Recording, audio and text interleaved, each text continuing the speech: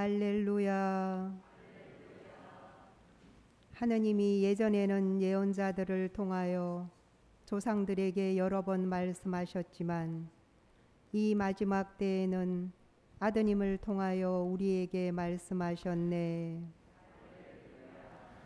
주님께서 여러분과 함께 또한 사제의 영과 함께 루카가 전한 거룩한 복음입니다. 주님 영광 받으소서.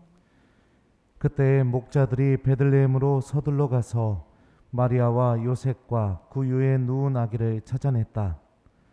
목자들은 아기를 보고 나서 그 아기에 관하여 들은 말을 알려주었다.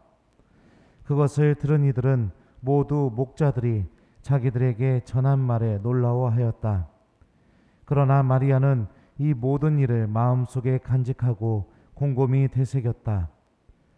목자들은 천사가 자기들에게 말한 대로 듣고 본 모든 것에 대하여 하느님을 찬양하고 찬미하며 돌아갔다. 여드레가 차서 아기에게 할례를 베풀 때가 되자 그 이름을 예수라고 하였다. 그것은 아기가 잉태되기 전에 천사가 일러준 이름이었다. 주님의 말씀입니다. 그리스도님 찬미합니다.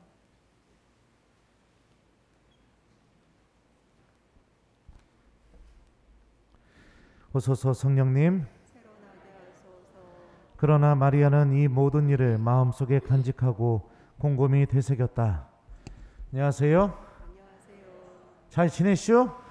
네, 나도 여러분들 보고 싶어 죽는 줄 알았습니다. 네. 아이고 이게 본의 아니게 본당 부임하자마자 일주일도 안 돼서 이렇게 자가격리 들어가서 아이고 박사님하고 둘이서 매일 미사 드리면서 우리 교우들 위해서 이렇게 매일 생미사 드리면서 이렇게 지내게 되었어요. 그리고 또 신부님 불쌍하다고 기도해 주시고 걱정해 주시고 또 맛있는 이렇게 음식도 넣어 주시고 얼마나 고마웠는지 모릅니다. 예전에 그 백신 접종이 시작됐을 때 한참 그런 이야기들이 있었습니다. 이 코로나 백신에 대한 부작용 때문에 백신 맞기를 꺼려하고 또 두려워하는 그런 분위기가 이렇게 좀 있었었죠. 그리고 그 분위기는 아직도 있다고 생각을 합니다. 근데 저희 어머니가 하루는 저한테 전화를 하셨어요. 사제관에서 이렇게 열심히 강론을 막 치고 있는데 바빠 죽겠는데 전화가 와서 신부님 내일 뭐예요? 이러는 거예요. 갖고 제가 뭐 하겠냐 어머니? 뭐 미사하고 뭐 본당일 해야죠. 그랬더니 왜요? 그랬더니 아니에요. 이러시는 거예요. 그랬고 왜요 어머니? 왜요? 그랬더니 아니에요. 그러는 거예요. 아 왜 그러는데요? 그랬더니 어머니가 나 내일 백신 맞으러 가요. 이러시는 거예요. 그래서 제가 잘 맞고 오세요 어머니 이랬거든요. 그랬더니 어머니가 또 말을 흐리시더라고요. 아이 그거 맞고 사람들 죽는다고 해서 이렇게 얘기를 하시는 거예요. 어머니 걱정하지 마세요. 제가 볼 때 어머니 건강하시니까 가서 맞고 오시면 돼요. 그거 안 돌아가세요. 걱정하지 마시고 다녀오세요. 이러고 이렇게 전화를 끊었습니다. 끊고 나서 이제 다음날 아침이 됐는데 어머니가 한 말이 그냥 계속해서 마음속에 남는 거예요. 막. 그리고 또 얼마나 불안했으면 저한테 전화했을까 이런 생각이 들어서 그냥 대전에서 제가 어머니가 충남 홍성에 계시거든요. 홍성까지 그냥 운전을 해가지고 갔습니다. 갔더니 이제 깜짝 놀란 거예요. 엄마가 깜짝 놀라서 왜 오셨냐고 해서 아 왜 오긴요 죽는다고 해서 왔지. 네, 그랬어요. 그랬더니 막 이제 아유 그래도 아들 신부님 있으니까 죽진 않을 것 같다고. 그래서 이제 어머니 모시고 병원에 가서 이제 주사 맞는 동안 옆에서 계속 제가 지켜보고 맞고 나서 유의사항도 제가 듣고서 어머니한테 설명해주고 또 뭐 타이레놀 사 먹어야 된다고 해서 손 잡고 밑에 약국에 가서 타이레놀도 이렇게 사주고 그리고서 이제 어머니 오늘은 맛있는 거 드시고 쉬셔야 되니까 내가 밥 사주겠다고 해서 점심도 사주고 집에다 모셔다 드리고 이렇게 돌아온 적이 있었습니다. 그리고 나서 이제 그 다음 날이 됐더니 어머니가 또 전화가 온 거예요. 네. 여보세요? 하고 내가 받자마자 이랬죠. 어머니 안 돌아가셨네요. 그랬더니 어머니가 나 안 죽었어, 안 죽었어 이러시더라고요. 왜 이런 이야기를 하느냐?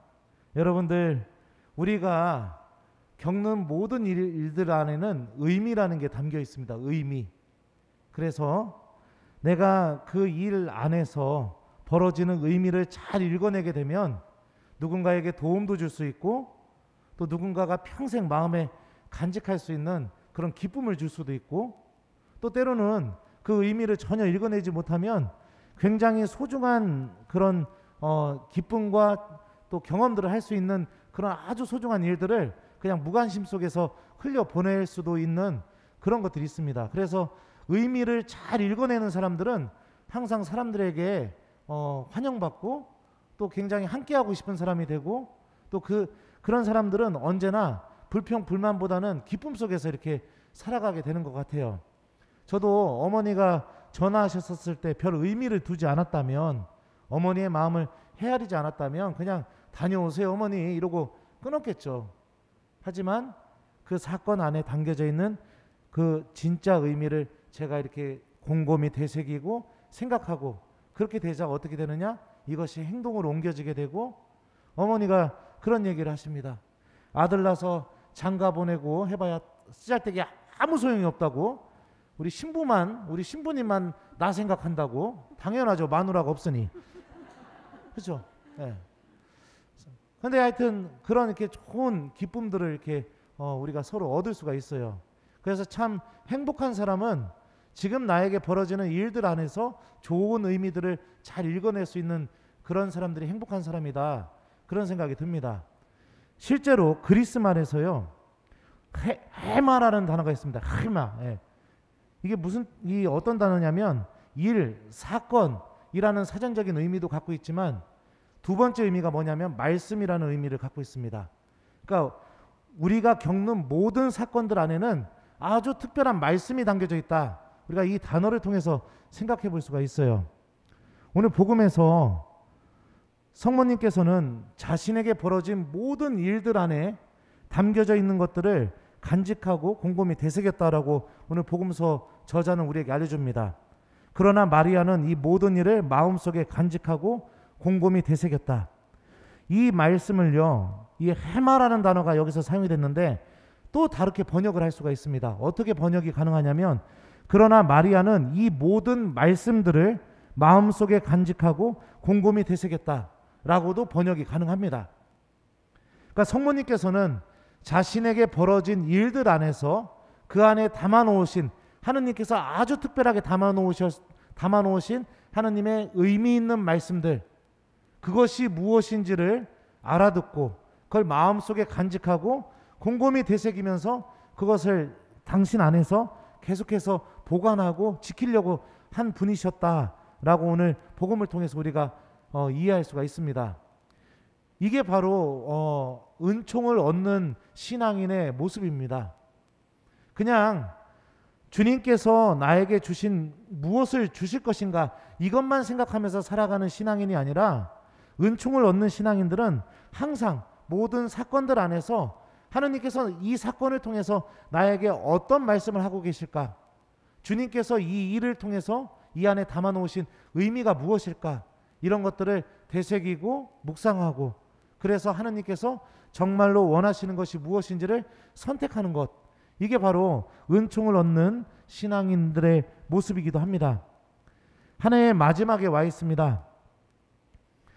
여러분들, 내가 그런 생각이 들 수도 있을지 모르겠어요. 나는 올 한 해 하느님께서 나에게 베풀어 주신 게 아무것도 없다, 뭐 이렇게 생각이 들 수도 있을지도 모르겠고, 나는 하느님의 은총을 얻어본 적이 없다, 난 그냥 미사만 왔다 갔다 했을 뿐이다, 하느님을 만나본 적이 없다, 이렇게 생각이 드는 신앙인도 분명히 있을 거라고 생각합니다. 왜 그렇게 느껴지느냐?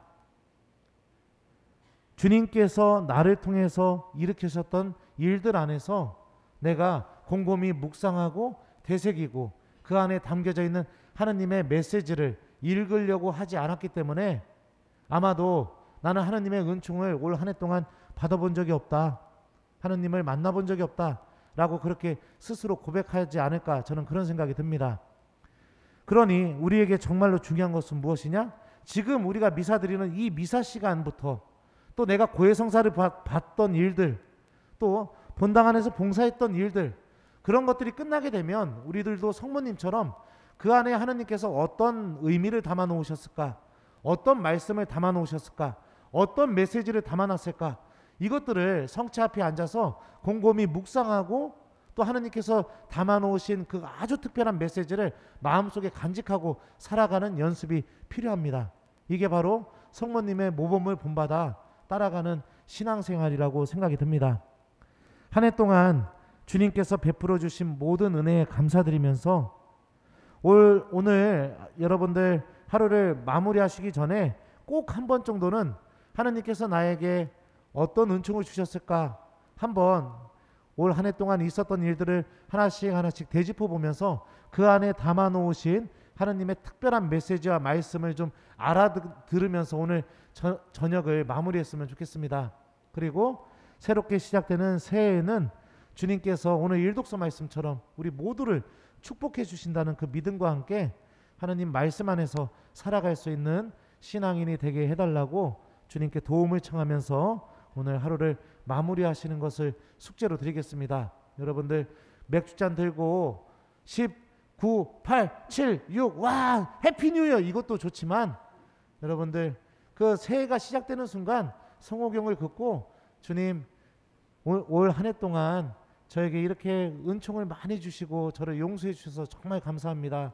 새롭게 시작되는 한 해는 하느님의 은총이 더더욱 저와 함께 있기를 청합니다. 이렇게 기도해 보는 것도 신앙인다운 선택이라고 저는 생각을 합니다. 오늘 숙제는요, 여러분들 주무시기 전에 새해를 맞이하기 전에 올 한 해 동안 좀 크고 작은 일들이 있었다면 그 안에 담겨져 있는 하느님의 메시지가 무엇일까 한 번 정도만 고민해보고 그 메시지를 마음속에 간직하면서 살아갈 수 있도록 노력해보는 것, 이거를 숙제로 드리도록 하겠습니다.